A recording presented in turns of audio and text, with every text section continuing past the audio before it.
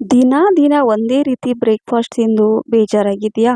So ಹಾಗಾಗಿ miss ಮಾಡ್ದೆ ನೀವು ಈ ರೀತಿ ಶಾವಿಗೆ ಉಪ್ಪಿಟ್ಟು ಅಥವಾ ಈ ಶಾವಿಗೆ ಭಾತ್ ಮಾಡಿ ಇದು ಬ್ರೇಕ್ಫಾಸ್ಟ್ ಮತ್ತು ಲಂಚ್ ಬಾಕ್ಸಿಗಂತೂ ಪರ್ಫೆಕ್ಟ್ ರೆಸಿಪಿ. ಇದು ಲಂಚ್ ಬಾಕ್ಸಿಗೆ ಯಾಕೆ ಅಂದರೆ ಇದು ತಣ್ಣಗಾದರೂ ಕೂಡ ಅಷ್ಟೇ ರುಚಿ ಇರುತ್ತೆ. ಹಾಗಾಗಿ ನಾವು ಇದನ್ನು ಲಂಚ್ ಬಾಕ್ಸಿಗೆ ಕೂಡ ಕೊಡ್ಬೋದು. ಬ್ರೇಕ್ಫಾಸ್ಟಿಗಂತೂ ಇದು ಬಿಸಿ ಬಿಸಿ ನೀವು ತಿಂತಾ ಇದ್ದರೆ ಲೆಕ್ಕನೇ ಇರಲ್ಲ, ಅಷ್ಟೊಂದು ತಿಂದ್ಬಿಡ್ತೀರಾ. ಸೊ ಹಾಗಾಗಿ ಫ್ರೆಂಡ್ಸ್, ಈ ಶಾವಿಗೆ ಭಾತ್ ತುಂಬ ಸುಲಭವಾಗಿ ಯಾವ ರೀತಿ ಈ ರೀತಿ ಉದುರುದ್ರಾಗಿ ಬರಲು ಯಾವ ರೀತಿ ನಾವು ಮಾಡಬೇಕು ಅನ್ನೋದನ್ನು ನಿಮಗೆ ತೋರಿಸ್ತಾ ಹೋಗ್ತೀನಿ. ಬನ್ನಿ ನೋಡೋಣ. ಇಲ್ಲಿ ನಾನು ಒಂದು ದೊಡ್ಡ ಕಪ್ಪಲ್ಲಿ 1 ಕಪ್ಪಷ್ಟು ಶಾವಿಗೆ ತೊಗೊಂಡಿದ್ದೀನಿ. ಇದು ರೋಸ್ಟೆಡ್ ಶಾವಿಗೆ, ಅಥವಾ ನಿಮಗೆ ಈ ಥರ ರೋಸ್ಟೆಡ್ ಶಾವಿಗೆ ಸಿಗಲಿಲ್ಲಪ್ಪ ಅಂದರೆ ನಾರ್ಮಲ್ ಶಾವಿಗೆ ಇದ್ದರೂ ಕೂಡ ಅದನ್ನು ಸ್ವಲ್ಪ ಎಣ್ಣೆ ಹಾಕ್ಕೊಂಡು ಹುರ್ಕೊಂಡ್ಬಿಟ್ಟು ಕೂಡ ನೀವು ಇಟ್ಕೋಬೋದು. ಇಲ್ಲಿ ನಾನು ಗ್ಯಾಸನ್ನು ಆನ್ ಮಾಡಿಬಿಟ್ಟು ಒಂದು ಕಡಾಯಿ ಇಟ್ಕೊಂಡಿದ್ದೀನಿ. ಸೊ ಅದರಲ್ಲಿ 4ರಿಂದ 5 ಟೀ ಸ್ಪೂನಷ್ಟು ಎಣ್ಣೆ ಹಾಕ್ಕೊಂಡು ಅರ್ಧ ಟೀ ಸ್ಪೂನಷ್ಟು ಸಾಸಿವೆ, ಅರ್ಧ ಟೀ ಸ್ಪೂನಷ್ಟು ಜೀರಿಗೆ, ಸ್ವಲ್ಪ ಹಿಂಗೆ ಹಾಕ್ಕೊಂಡಿದ್ದೀನಿ. 2 ಟೀ ಸ್ಪೂನಷ್ಟು ಉದ್ದಿನಬೇಳೆ, 2 ಟೀ ಸ್ಪೂನಷ್ಟು ಕಡಲೆಬೇಳೆ, ಇದೆಲ್ಲ ಹಾಕ್ಕೊಂಡು ಸ್ವಲ್ಪ ಲೋ ಮೀಡಿಯಂ ಫ್ಲೇಮಲ್ಲಿ ಫ್ರೈ ಮಾಡಿಕೊಂಡು ಸ್ವಲ್ಪ ಕರಿಬೇವು ಸೊಪ್ಪು ಕೂಡ ಹಾಕ್ಕೊಂಡಿದ್ದೀನಿ. ನಂತರ 2 ಟೀ ಸ್ಪೂನಷ್ಟು ಶೇಂಗಾ ಬೀಜ ಕೂಡ ಹಾಕ್ಕೊಳ್ಳಿ. ಇದರಿಂದ ತುಂಬ ಚೆನ್ನಾಗಿ ರುಚಿ ಇರುತ್ತೆ. ಅದು ಅಷ್ಟೇ ಲೋ ಮೀಡಿಯಂ ಫ್ಲೇಮಲ್ಲಿ ಸ್ವಲ್ಪ ಫ್ರೈ ಆದಮೇಲೆ ನಂತರ ಹೆಚ್ಚಿರುವಂತಹ ಹಸಿ ಶುಂಠಿನ ಹಾಕ್ಕೋಬೇಕಾಗತ್ತೆ. ಹಾಗೆ ಒಂದು 15ರಿಂದ 20 ಗೋಡಂಬಿ, ಇದನ್ನು ಕೂಡ ಹಾಕ್ಕೊಳ್ಳಿ. ಮಧ್ಯ ಮಧ್ಯದಲ್ಲಿ ಗೋಡಂಬಿ ಸಿಗ್ತಾ ಇರುತ್ತೆ, ತುಂಬ ರುಚಿಯಾಗಿರುತ್ತೆ. 4ರಿಂದ 5 ಹಸಿಮೆಣಸಿನ್ಕಾಯಿ ಸಣ್ಣಕ್ಕೆ ಹೆಚ್ಕೊಂಡ್ಬಿಟ್ಟು ಇದರಲ್ಲಿ ಹಾಕ್ಕೊಂಡು ಒಂದು ಸ್ವಲ್ಪ ಹೊತ್ತು ಫ್ರೈ ಮಾಡಿದ ನಂತರ ಒಂದು ದೊಡ್ಡ ಗಾತ್ರದ ಈರುಳ್ಳಿ ಈ ಥರ ಉದ್ದಕ್ಕೆ ಹೆಚ್ಕೋಬೇಕು. ಅದನ್ನು ಇದರಲ್ಲಿ ಹಾಕ್ಕೊಂಡು ಈ ಥರ ಕಲರ್ ಚೇಂಜ್ ಆಗಬೇಕು ಸ್ವಲ್ಪ ಈರುಳ್ಳಿ. ನಂತರ ಈ ಥರ ಈರುಳ್ಳಿ ಮತ್ತು ಅದೆಲ್ಲ ಹಾಕಿದ್ದೆಲ್ಲ ಸ್ವಲ್ಪ ಕಲರ್ ಚೇಂಜ್ ಆದಮೇಲೆ ಇಲ್ಲಿ 1 ಕಪ್ಪಷ್ಟು ಈ ಕ್ಯಾರೆಟ್ ಮತ್ತು 1 ಕಪ್ಪಷ್ಟು ಬೀನ್ಸನ್ನು ಸಣ್ಣಕ್ಕೆ ಹೆಚ್ಚಿಬಿಟ್ಟು ಹಾಕ್ಕೊಳ್ಳಿ.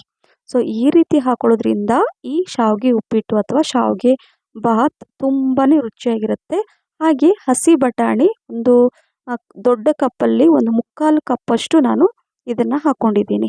ಸೊ ಇದು ಅಷ್ಟೇ ತುಂಬ ರುಚಿ ಕೊಡುತ್ತೆ ಈ ರೀತಿ ಮಾಡೋದ್ರಿಂದ.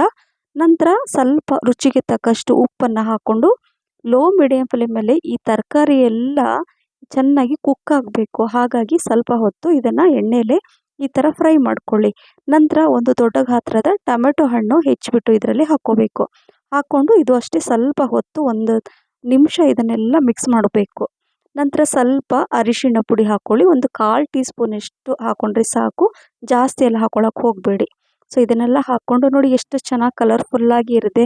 ಸೊ ಇಷ್ಟೆಲ್ಲ ತರಕಾರಿ ಹಾಕಿದರೆ ಯಾಕೆ ಈ ಶಾವಿಗೆ ಉಪ್ಪಿಟ್ಟು ಅಥವಾ ಈ ಶಾವಿಗೆ ಭಾತ್ ರುಚಿ ಇರಲ್ಲ ಹೇಳಿ.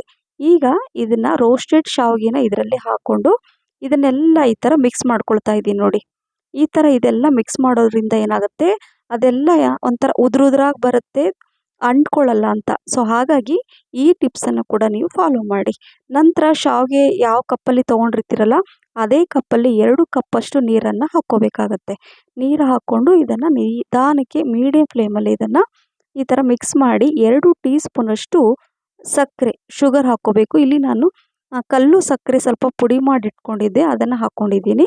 ಸೊ ಸಕ್ಕರೆ ಇದ್ದರೆ ನೀವು ಸಕ್ಕರೆ ಕೂಡ ಹಾಕ್ಕೊಳ್ಳಿ. ಸೊ ಇದನ್ನು ಹಾಕ್ಕೊಂಡು ಈ ಥರ ನೋಡಿ ಈ ಥರ ಮಿಕ್ಸ್ ಮಾಡಬೇಕು.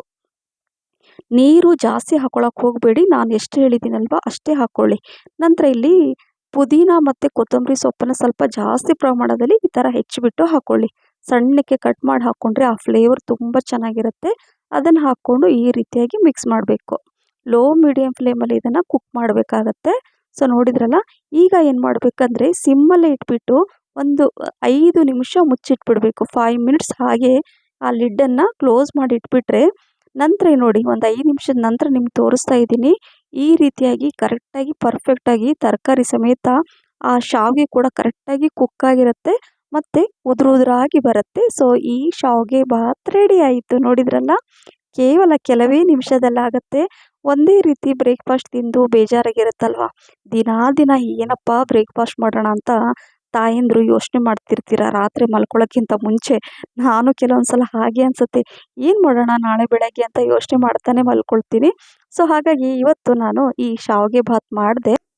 ಲಂಚ್ ಬಾಕ್ಸಿಗಂತೂ ರಿಯಲಿ ಪರ್ಫೆಕ್ಟ್ ರೆಸಿಪಿ. ಯಾಕಂದರೆ ಇದು ತಣ್ಣಗಾದರೂ ಕೂಡ ತುಂಬ ರುಚಿಯಾಗಿರುತ್ತೆ.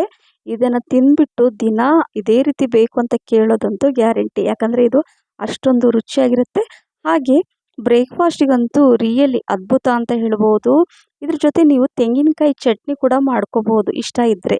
ನನಗೆ ಈ ಶಾವಿಗೆ ಉಪ್ಪಿಟ್ಟು ಅಥವಾ ಈ ಶಾವಿಗೆ ಭಾತ್ ಜೊತೆ ನನಗೆ ಅಷ್ಟೊಂದು ಚಟ್ನಿ ಇಷ್ಟ ಆಗಲ್ಲ. ಸೊ ಹಾಗಾಗಿ ನಾನು ಮಾಡಿಲ್ಲ. ನಿಮ್ಗೆ ಬೇಕಂದರೆ ತೆಂಗಿನಕಾಯಿ ಚಟ್ನಿ ಕೂಡ ಇದ್ರ ಜೊತೆ ನೀವು ತಿನ್ಬೋದು.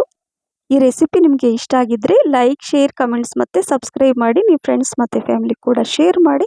ಮತ್ತೆ ಇನ್ನೊಂದು ಹೊಸ ರೆಸಿಪಿ ಜೊತೆ ಸಿಗ್ತೀನಿ. ಅಲ್ಲಿವರೆಗೂ thank you for watching. Bye.